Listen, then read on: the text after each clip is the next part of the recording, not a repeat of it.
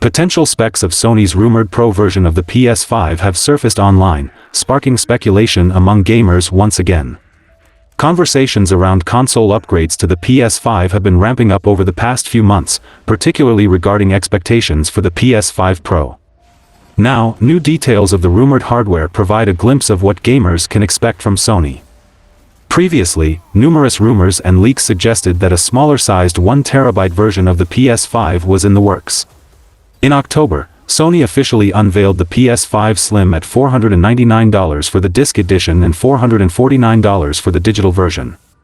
While serving as an apt entry point for first-time PS5 buyers, it should be noted that apart from the sleek form factor, the PS5 Slim doesn't offer any notable performance upgrades. However, the rumored PS5 Pro is said to ship as a hardware refresh to the current console generation, similar to how the PS4 Pro served the PS4. As per a post on Reset Era, the PS5 Pro will reportedly house an AMD Zen 2 CPU with a dynamic frequency that peaks at 4.4 GHz. The post also claims that its GPU will be a Radeon custom RDNA 3 architecture with a target frequency at 2 GHz and 14-29 teraflops. In terms of memory, the post suggests that the PS5 Pro will ship 16 GB DDR6 at 576 GB per second bandwidth. More notably, the rumored spec points out that the console will also feature XDNA 2 NPU, an updated architecture announced by AMD with a focus on AI. This architecture is said to be key in Sony's efforts to offer stable upscaled 4K output at higher than 60 FPS with ray tracing as the base mode. CPU upgrade of the rumored Pro model is rather small compared to the PS5's current CPU, and this new information from the Reset Era user includes some additional details on the CPU. Going by this leak, the Pro model will maintain the Zen 2 architecture used in the current PS5 model, albeit with a higher dynamic peak frequency. Interestingly, this new information also makes mention of accelerated ray tracing, something that Tom Henderson also mentioned back in July of this year. The codename for the PS5 Pro is Project Trinity. Trinity is the culmination of three key technologies: fast storage, hardware accelerated compression and decompression, already an existing key PS5 technology, accelerated ray tracing, and upscaling. Architecture is RDNA 3, but it's taking ray tracing improvements from RDNA 4. BVH traversal will be handled by dedicated RT hardware rather than fully relying on the shaders. It will also include thread reordering to reduce data and execution divergence, something akin to Ada Lovelace SER and Intel Arcs TSU. 3584 shaders, 224 TMUs, and 96 ROPs. Viola is fabbed on TSMC N4P. GFX 1115 Viola's CPU is maintaining the Zen 2 architecture found in the existing PS5 for compatibility, but the frequency will once again be dynamic with a peak of 4.4 GHz. 64 KB of L1 cache per core, 512 KB of L2 cache per core, and 8 MB of L3 shared, 4 MB per CCX. Viola's die is 30 WGPs when fully enabled, but it will only have 28 WGPs, 56 CUs, enabled for the silicon in retail PS5 Pro units. The GPU frequency target is 2.0 GHz. This lands the dual-issue teraflops in the range of 28.67. 14.33 teraflops if we ignore the dual-issue factor. 50 to 60% rasterization uplift over Oberon and Oberon Plus, over twice the raw RT performance. XDNA 2 NPU will be featured for the purpose of accelerating Sony's bespoke temporal machine learning upscaling technique. This will be one of the core focuses of the PS5 Pro, like we saw with checkboard rendering for the PS4 Pro. Additionally, the leak indicates that the PlayStation maker is expecting a September 2024 reveal, a couple of months preceding its rumored November launch. This could also mean that there is a PlayStation showcase in September of 2024. PlayStation hasn't done a proper showcase since 2022, so this might be the PlayStation Studios' first-party reveals we all are waiting for. While Sony itself has yet to make any official comment on the PS5 Pro, the launch window and the speculated specs do match up with previous leaks and rumors. However, Insider Gaming's Tom Henderson claims that Sony expects full specs to leak this month since the company has distributed developer kits to third-party studios. It sure would be nice if we had enhanced consoles before 2025. Sony is possibly developing a solution for equipping physical controllers with virtual buttons using a variety of technologies and combinations thereof. The hardware-agnostic concept offers some new insights into Sony's ongoing interest in finger tracking solutions. The PlayStation maker has been experimenting with finger movement detection techniques for years. A recent uptick in Sony's patent activity even suggested that the PSVR 2 might support finger tracking, but that didn't come to pass. As of late 2023, the company has yet to commercialize any such solution. And yet its research and development efforts on this front continue to this date, as suggested by a newly secured patent describing a way to extend physical controller capabilities using hand and finger tracking in order to achieve virtual button functionality. Specifically, Sony patented a multimodal approach to tracking virtual button presses that can leverage anything from wireless receivers and microphones to smartphone cameras and inertial measurement units, devices that track body properties such as force and angular rate of rotation. Analyzing a camera video feed from a phone, console, or webcam, distance sensor data, inertial measurement unit (IMU) data, pressure sensor data, sound data, Wi-Fi signals, Bluetooth data, or both. Several implementations described in the newly emerged patent incorporate an analysis of channel state information, CSI, in order to detect both large and subtle gestures. By tracking amplitude variations of Wi-Fi or Bluetooth data packets exchanged between a transmitter and receiver, which can be anything from a controller to a smartphone. Sony believes it can accurately detect actions like waving, typing on a keyboard, and pressing a specific spot on a gamepad, all of which have distinct CSI footprints.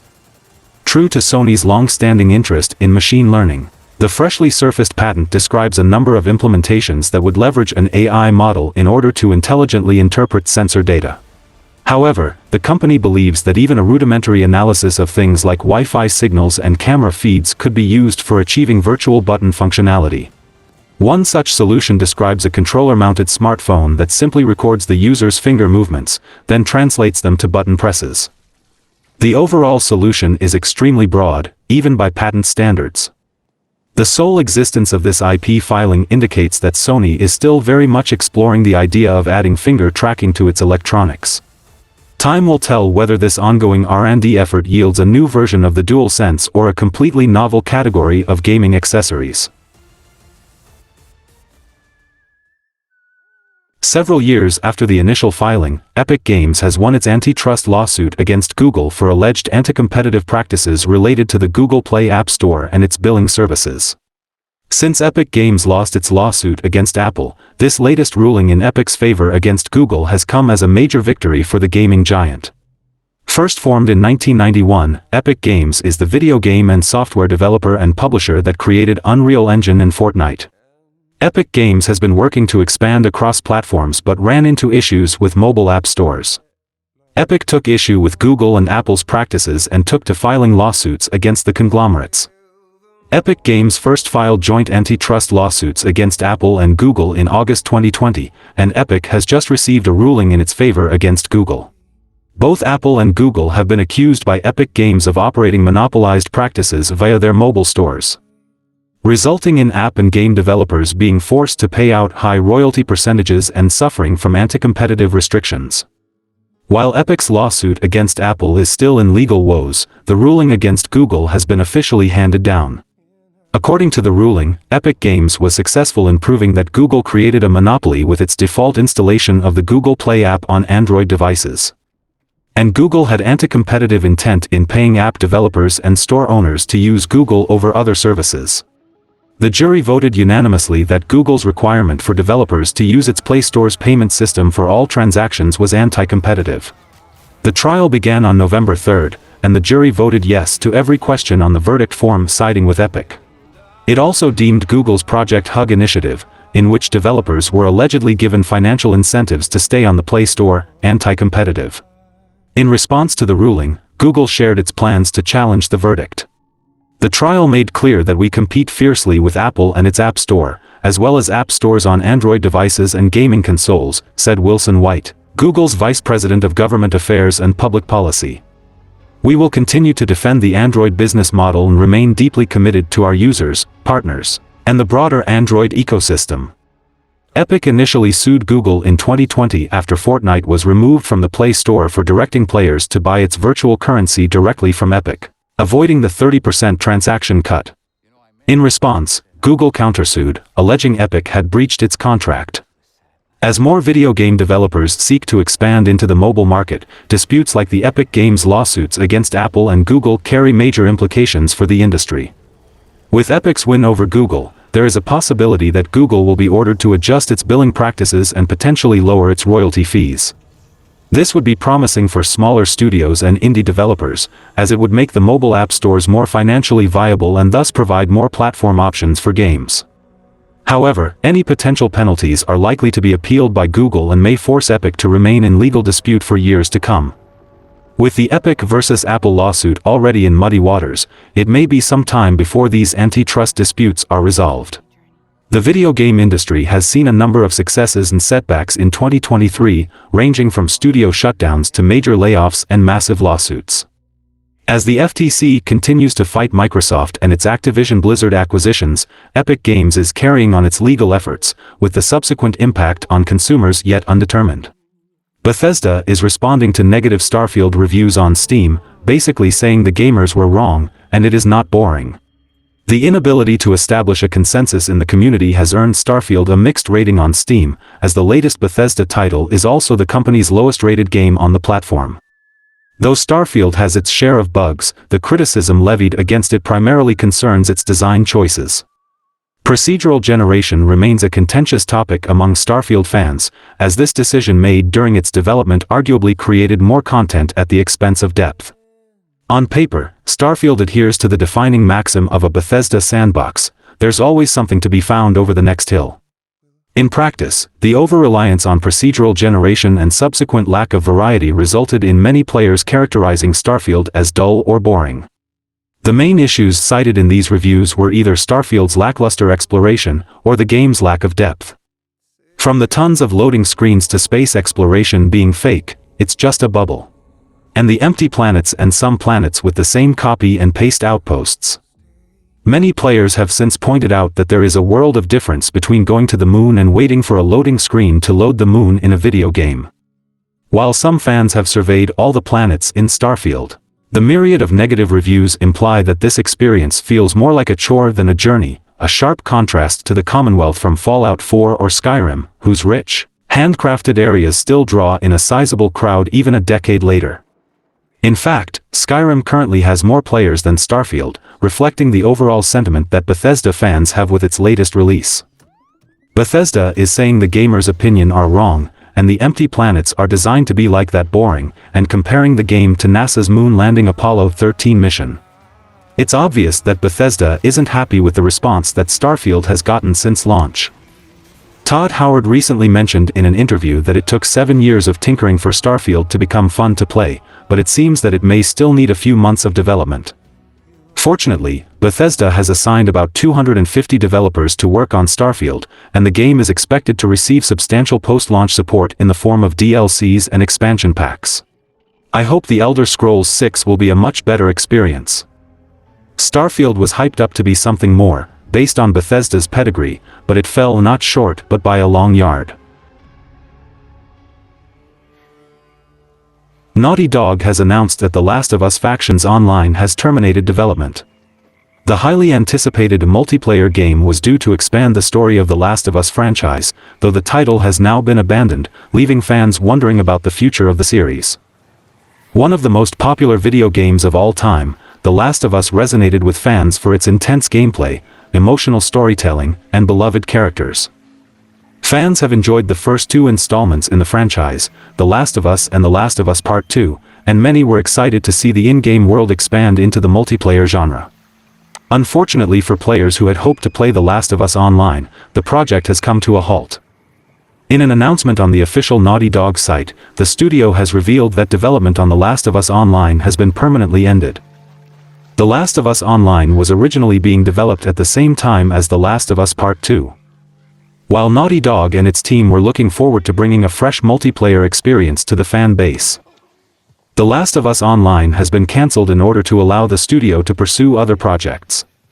As explained in the announcement post, Naughty Dog had to make the difficult decision between finishing The Last of Us Online and providing extended online support and content, or instead focusing on the development of new single-player experiences. After careful consideration, the studio opted for the latter option. To release and support The Last of Us Online, we'd have to put all our studio resources behind supporting post-launch content for years to come, severely impacting development on future single-player games, the studio wrote. So, we had two paths in front of us: become a solely live service games studio or continue to focus on single-player narrative games that have defined Naughty Dog's heritage. It concluded, "We are immensely proud of everyone at the studio that touched this project. The learnings and investments in technology from this game will carry into how we develop our projects and will be invaluable in the direction we are headed as a studio. We have more than one ambitious, brand new single-player game that we're working on here at Naughty Dog, and we cannot wait to share more about what comes next when we're ready." With rumors of The Last of Us Part 3 continuing to swirl, the cancellation of The Last of Us Online has left the fan base with mixed feelings. Many were saddened, as the game would have satiated the multiplayer craving left behind by the Last of Us factions. Some players remain optimistic, with some noting the mention of the studio focusing on single-player games. Multiple comments pointed out that Naughty Dog focusing on narrative games could potentially provide brand new IPs to experience. However, some worry that the single-player titles Naughty Dog is working on may be remakes and remasters, rather than fresh titles. Whether Naughty Dog is developing new stories or expanding beloved franchises remains to be seen, but fans can be certain that more single-player releases are on the way. In the midst of the day before controversy, fans are once again disappointed at the loss of an online multiplayer zombie experience. While The Last of Us Online never made it to launch, players are mourning the cancelled game and the potential it held. With the title now laid to rest, Naughty Dog is fully turning its focus to the single-player gaming that made the studio an icon. "I'm really glad they made this decision. They should have done a traditional multiplayer, and move on. Live service ain't it, and I've been clear since the beginning. I don't like or play these live service games, and therefore I don't give a piece that this Factions 2 got cancelled. If they kept this project on, they'll have to become a full GAAS studio like Epic Games and Bungie and Valve. That'll kill all the single-player projects. I'd rather prefer them move away from this. Make what I want and what they are known for, which is the high-quality AAA single-player experiences." The recent layoffs at Bungie caused quite a stir in the industry, but a new report claims that the current state of employees at the company is far worse. Previous reports suggested that the layoffs came directly from Bungie and not Sony, but new information has come to light since, claiming that there is more to the situation than meets the eye. 2023 has been a great year for gaming, but for the gaming industry employees, considering there have been unprecedented layoffs across studios due to a global economic slowdown. It wasn't long before Bungie joined in and laid off close to 100 developers, accounting for around 8% of its total workforce. Reports revealed that a 45% decline in revenue projections and an overall drop in popularity of Destiny 2 were the chief reasons behind this. However, Bungie's statement regarding the layoffs did not confirm these reasons and only reassured fans of its commitment towards Destiny 2. Moreover, it also announced that Destiny 2's The Final Shape expansion has been delayed to June 2024, to ensure that its quality remains impeccable. However, a new report has disclosed the harrowing situation of the developers currently working at Bungie. As reported by IGN, the layoffs at Bungie were a last-ditch effort by its leadership to keep the studio's independence intact. In its 33 years of existence, Bungie has strived for independence, as it even separated from Microsoft and Activision after certain disagreements. Even after Sony announced the Bungie acquisition, Bungie reassured fans that it would keep its independence, which now seems to be slipping away. IGN sources revealed that Bungie is required to meet certain financial goals in order to maintain control over the board. And failure to do so will give Sony the power to dissolve the board and appoint its own candidates. This is when Bungie decided to cut costs and lay off a big chunk of its workforce, as it is still heavily investing in Marathon and The Final Shape. Several sources described the studio's environment as soul-crushing, and claimed that the management wasn't doing much to improve it. One source also mentioned that there is a rift between the leadership and the employees, and that the trust between them has eroded. Another source remarked that Bungie's leadership isn't acknowledging the data.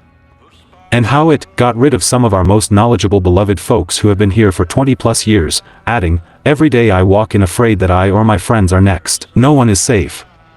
Aside from this, the report also mentioned that the layoffs were just one part of the cost reduction, as the studio has implemented additional cost-cutting measures, like reduced travel budgets, elimination of holiday bonuses, keeping its annual Bungie Day virtual, delaying its week-long company pentathlon event to next December, and reducing numerous morale events such as cooking and knitting classes from monthly to quarterly. Furthermore, Bungie even laid off around 10% of its QA team and reportedly said that the layoffs were a lever that could be pulled again. There is also the expectation that further layoffs will follow if the final shape underperforms. After the launch of Lightfall, there has been a notable decline in Destiny 2's popularity as indicated by the drop in its average player count. However, Bungie's efforts to recover have been of little consequence as it recently pulled a Destiny 2 starter pack which the fans had labeled as a money grab move. This situation casts a shadow of doubt over Bungie's other projects, like the rumored Destiny 2 animated show or the team-based action game currently in development. Right now, employees and fans are hoping that Bungie manages to scrape through this without another round of layoffs. This puts a lot of pressure on the expansion's performance, as Bungie needs a financial win to keep things rolling and retain full control of the company, but the final shape's release might do just the opposite. Even if the final shape performs very well, it's likely that some Destiny 2 players will be leaving for greener pastures after the Light and Darkness saga ends, and a 4-month episode can only keep them engaged for so long. So not only does the final shape need to deliver and become a huge success, but it needs to keep those loyal fans invested enough not to abandon the game and instead keep playing for the next few months before a major expansion is revealed, if it's in the pipeline. That is, Destiny 2's new episodic model could make or break the game's future, and with it, the studio's too. The final shape is not about winning back players anymore, but it could be Bungie's only shot at survival. Bungie's upper management is in disarray. I think Sony should take over Bungie. From the beginning I've been saying that acquiring Bungie is one of the worst decisions Sony has ever made. And let them act out of the SIE management was a more dumber decision than that.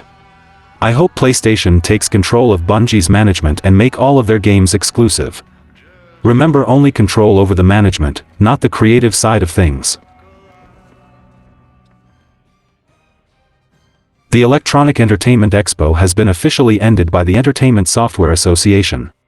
After the cancellation of E3 2023 due to a lack of interest from the gaming industry companies, the future of the famous convention was already in jeopardy, and this recent announcement is the final nail in E3's coffin. E3 had been seen as the most important convention in the gaming industry for decades. The event started back in 1995, and it remained strong up until the beginning of the COVID-19 pandemic when all in-person events were shut down, stopping the convention from happening.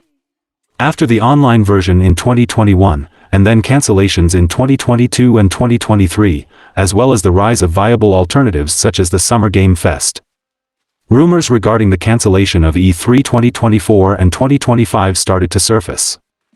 Now, the Entertainment Software Association has decided to end E3. The ESA came to this decision based on how gamers changed their habits during the pandemic. Not only that, but several of the ESA's former partners decided to withdraw from the event, choosing to announce their games in other ways instead. While move away from E3 started with Nintendo launching its Nintendo Direct back in 2011, it became stronger after a year without E3 in 2020. Essentially all major gaming companies started following this model. According to Stanley Pierre-Louis, the CEO of ESA, we know it's difficult to say goodbye to such a beloved event, but it's the right thing to do given the new opportunities our industry has to reach fans and partners. When considering how unprofitable E3 2021 was, and how many of the recent events have been cancelled, it's not surprising to see the ESA deciding to end it. Back in 2021, the online-only version of E3 cost the organization $6 million, while the event generated only $3.4 million. Without strong partnerships, it would be hard to reverse this trend. Later in the interview, Pierre-Louis emphasized that companies now have access to consumers and to business relations through a variety of means, including their own individual showcases.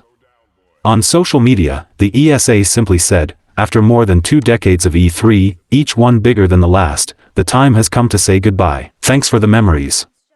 This year's show was cancelled in March 2023. At the time, Pierre-Louis told us that the ESA remained committed to providing a platform for industry marketing. ReedPop and the ESA parted ways over E3 in September. The rise of digital media and ESA's policies really killed E3. One of my favorite moments of my life came at E3 2016. The reveal of Kratos after hearing that God of War's Sony Santa Monica studio is on the verge of shutting down really brought tears to eyes seeing God of War again. And the crowd at the theater went bonkers. The roar will still be echoed through those halls forever. I've always wanted to attend an event like E3, but it looks like I'm too late to make it. These past years of E3 showcases, especially from PlayStation, will always remain in my heart, and it is sad to see that it is gone forever.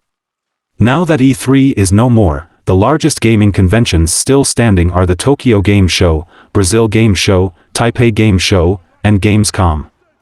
While these are all huge, important events from all over the world, none of them have the same legacy and historical importance as E3 had for many gamers over the years, which makes for a sad farewell to the big event. I hope someday it will be resurrected, and we get to hear the orchestra with a God of War 4-level reveal. The Alone in the Dark reboot has now been delayed from its planned release date of January 16, 2024 to March 20, 2024. The original Alone in the Dark is credited with creating many of the survival horror concepts that were then built on by Capcom's Resident Evil. Unfortunately, the Alone in the Dark franchise hasn't been nearly as successful as the games it's inspired. Whereas Capcom's Resident Evil has pumped out one new game after another over the years, the same can't be said for Alone in the Dark. In fact, the last time a traditional single-player Alone in the Dark game was released was 2008's Alone in the Dark. Alone in the Dark was originally supposed to make its big comeback in October 2023.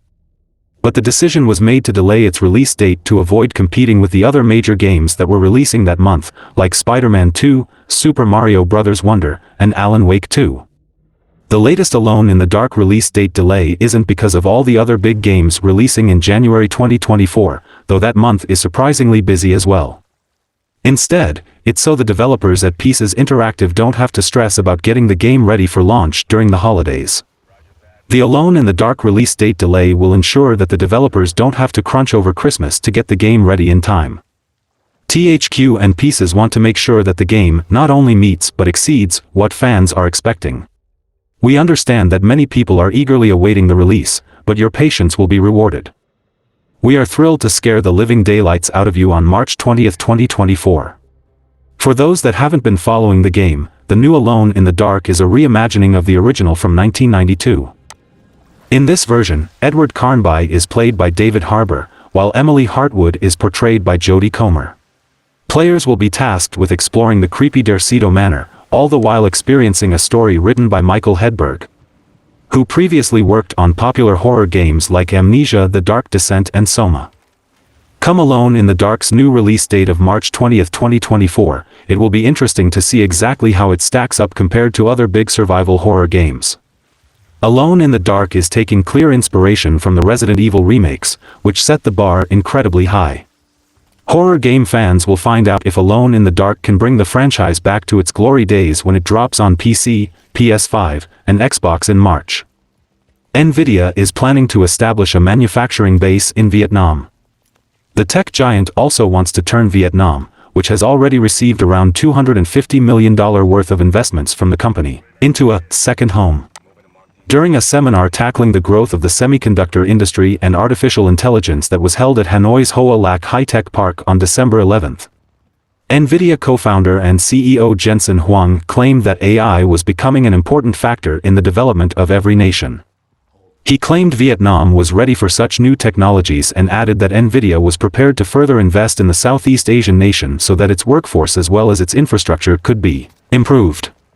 Huang revealed that not only has Nvidia expressed the idea of turning Vietnam into a second home to Vietnamese Prime Minister Pham Minh Chinh, but the company is also set on creating a local legal entity, Vietnamese site VN Express reported.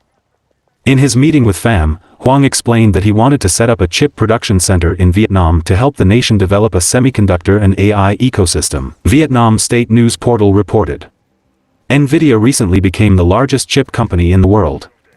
But the production of its semiconductors, like the ones used in Nvidia's gaming graphic cards, is still outsourced to manufacturers like TSMC in Taiwan.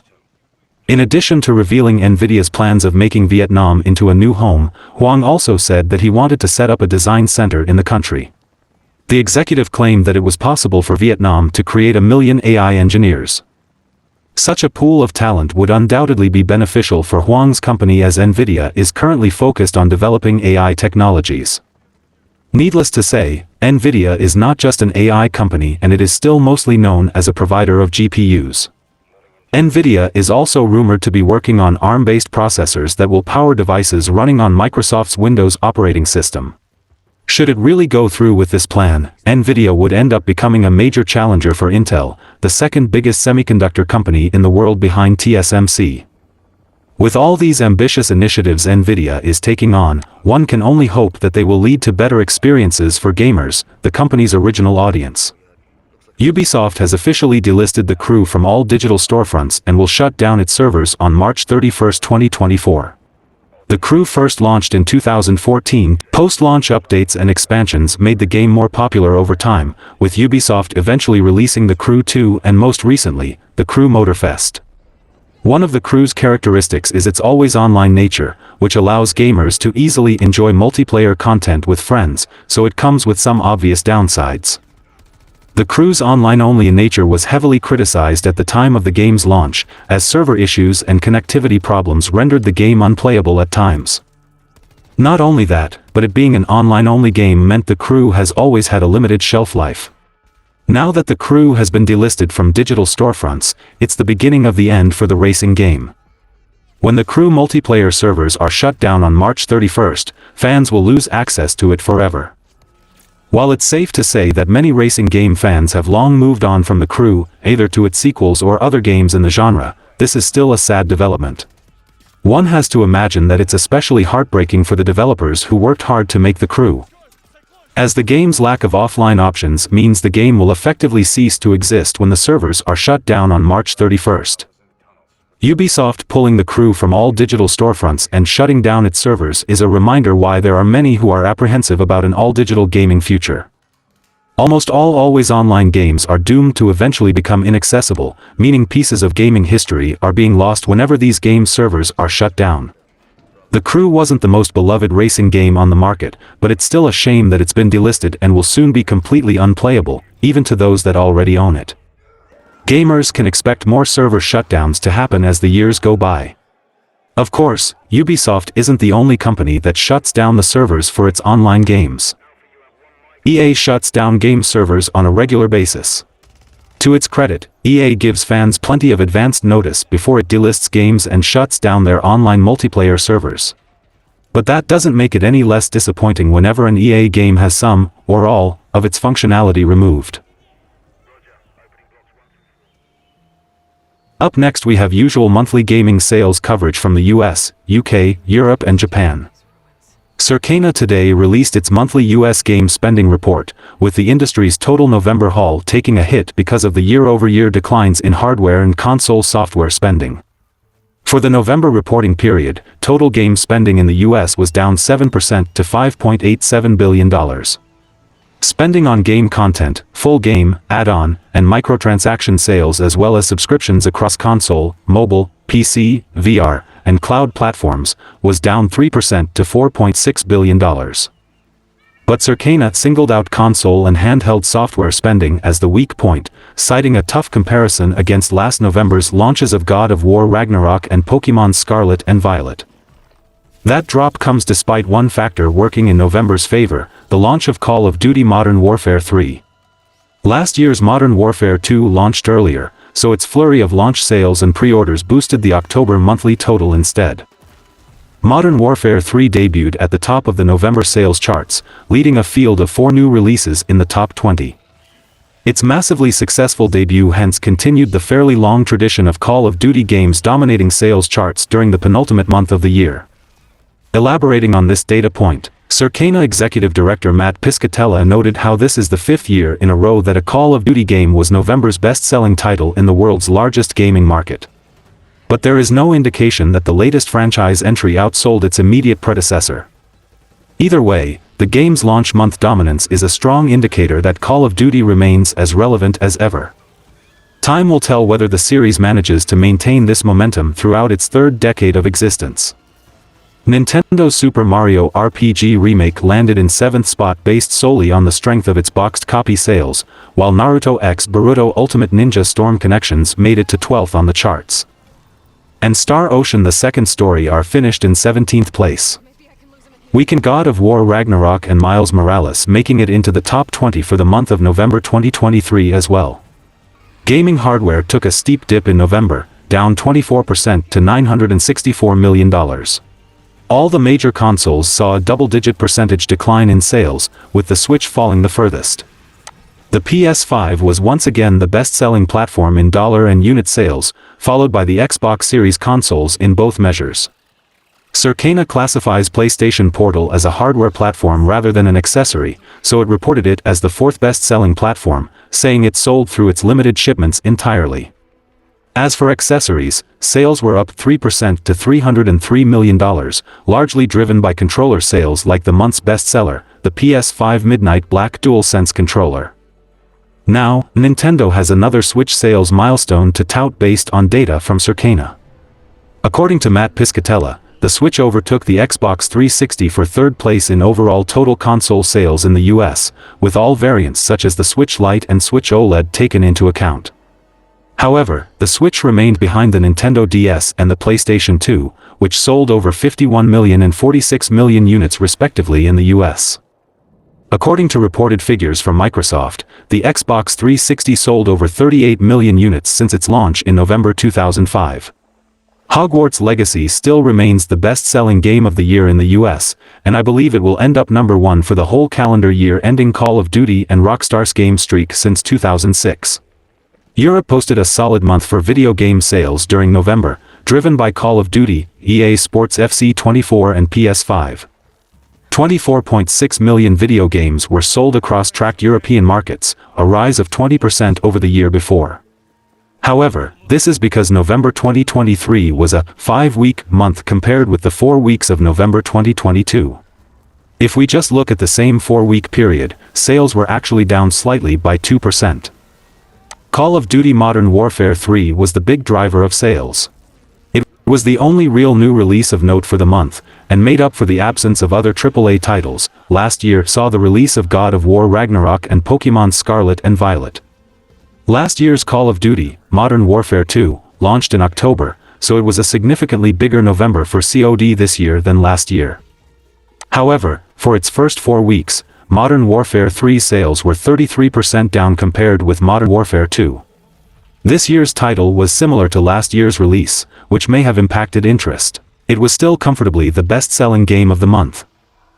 Elsewhere, EA Sports FC 24 sold 3% additional units over November compared with FIFA 23, for the same 5-week period. The game was discounted heavily over the Black Friday period. Sticking with football, the second biggest new game of the month was Football Manager 2024, which sits at number 10.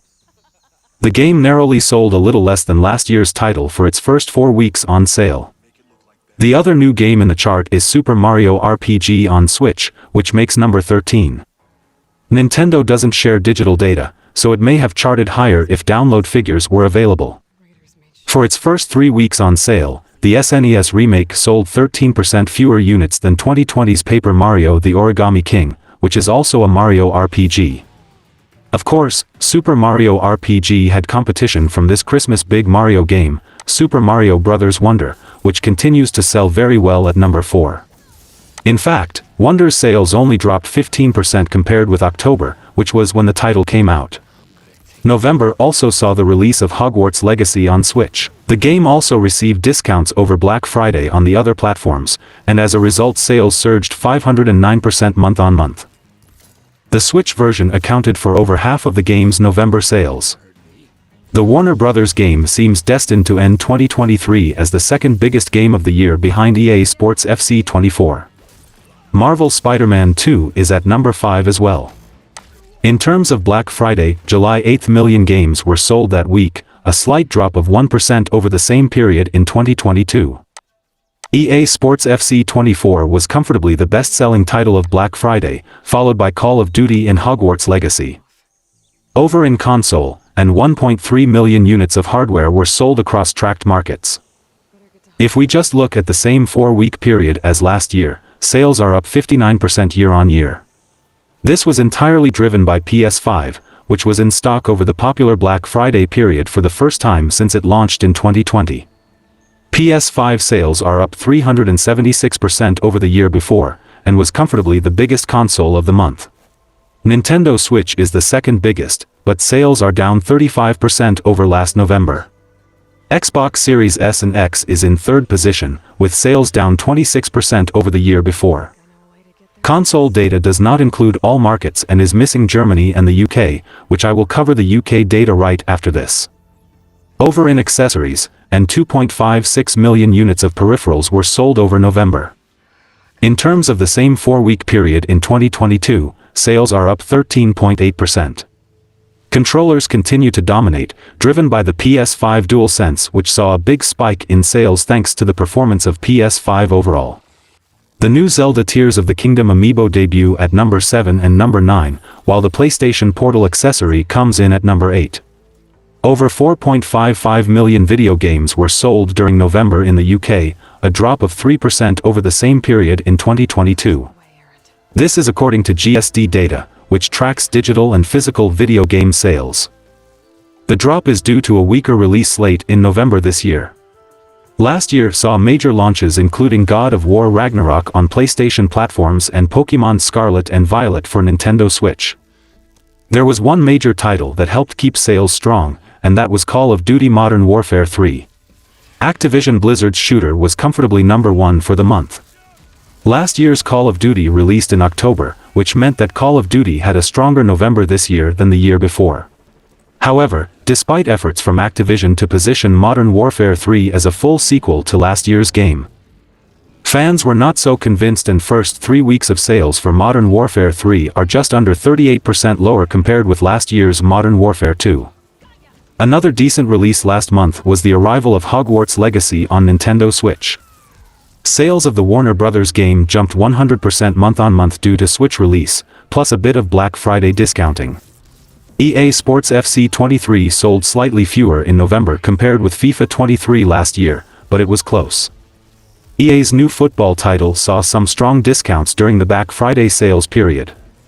It was another big month for game sales over the Black Friday week, with 1.66 million games sold in the UK, led by EA Sports FC 24. Compared with Black Friday last year, sales are very slightly up by 0.8%, which is impressive when you consider the general lack of new releases. Elsewhere, Football Manager 2024 makes number 6, with sales down 4% compared with last year's title. The only other new game of note is RoboCop Rogue City, which reached number 11 in the charts for November. £167 million worth of video game consoles, accessories and physical games were sold over the Black Friday week in the UK, GfK reveals. It's the third biggest Black Friday for video games so far. It's only beaten by Black Friday 2013 and Black Friday 2020, which both coincided with the launch of a PlayStation console, PS4 in 2013 and PS5 in 2020. The UK physical video games market saw a revenue jump of 22% compared with last year's event. 47% of that revenue came from console sales, whereas just 40% of Black Friday 2022 revenue came from console hardware. In terms of where customers bought these products, 82% of Black Friday video game sales were via online retailers, which matches 2022's number. In 2020, online share was 88% due to the second COVID-19 lockdown that occurred around the same time. In terms of consoles, hardware sales were up 34% over Black Friday 2022, and this was driven by the PlayStation 5. PS5 was in limited supply in 2022, and as a result PS5's Black Friday performance is 217% up compared with the year before. It was the second biggest sales week for Switch, PS5 and Xbox Series S and X sales since all three consoles were on the market. The previous biggest was the launch week of PS5, which was also Black Friday, and the second week of Xbox Series S and X. VR was in the spotlight over Black Friday 2023, and this was the biggest ever revenue week for VR, says GfK Games boss Dorian Block. Moving over to GfK data, over 486,000 games consoles was sold in the UK during November, a sharp rise of 176% month-on-month, and up 32% over November last year.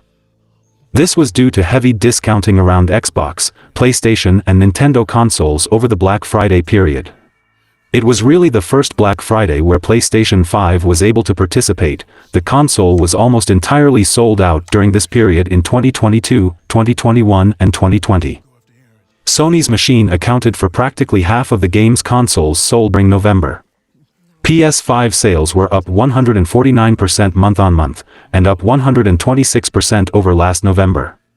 In second place for the month was Xbox Series S and X, which saw a hefty 231% sales jump month-on-month, again due to Black Friday discounting. Compared with November 2022, Xbox sales are up 4%.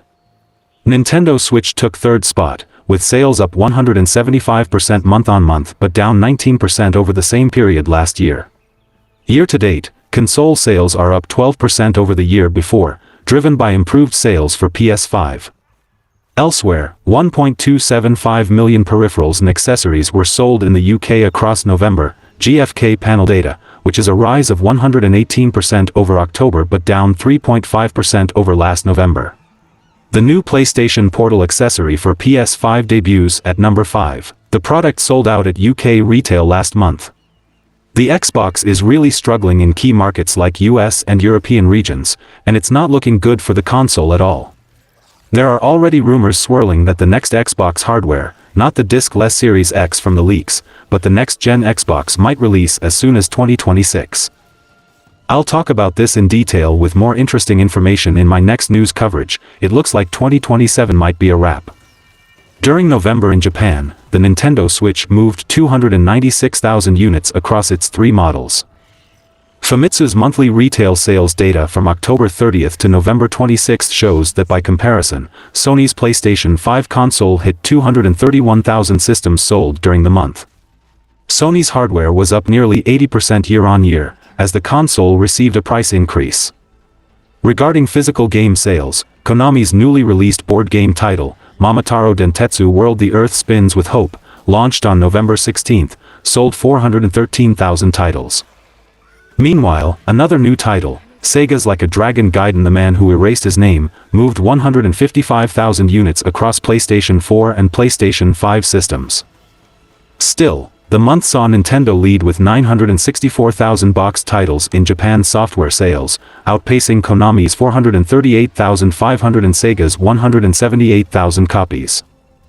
Super Mario RPG was the second best-selling title of the month, moving 356,000 units. Meanwhile, Nintendo's Super Mario Bros. Wonder sold 287,000 boxed copies as the third best-seller. Regarding physical game units sold during the period, Nintendo had the lion's share at 42%. Konami was second as it commanded 19% of copies purchased, while Sega was third, with the sales of its boxed titles making up 8% of the market. It's time to see which PS5, PS4 and PSVR 2 games topped the download charts this month. November's PS5 and PS4 list saw the newly released Call of Duty Modern Warfare 3 shoot to the top spot, with EA FC 24 also scoring big.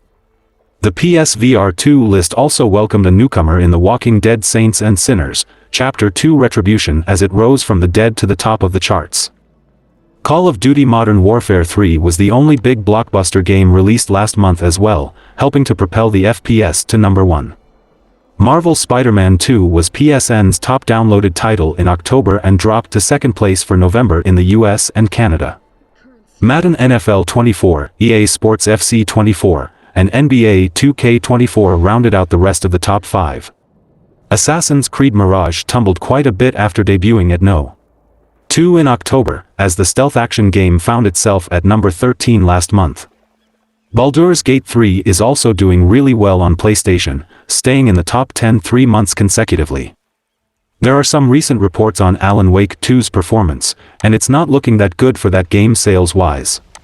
And that's all for the video, ladies and gentlemen. Like and share the video for a greater audience. Comment your thoughts on the topics, and donations are always appreciated. Subscribe to the channel and click the bell icon, and until then, from SMPV, it's goodbye.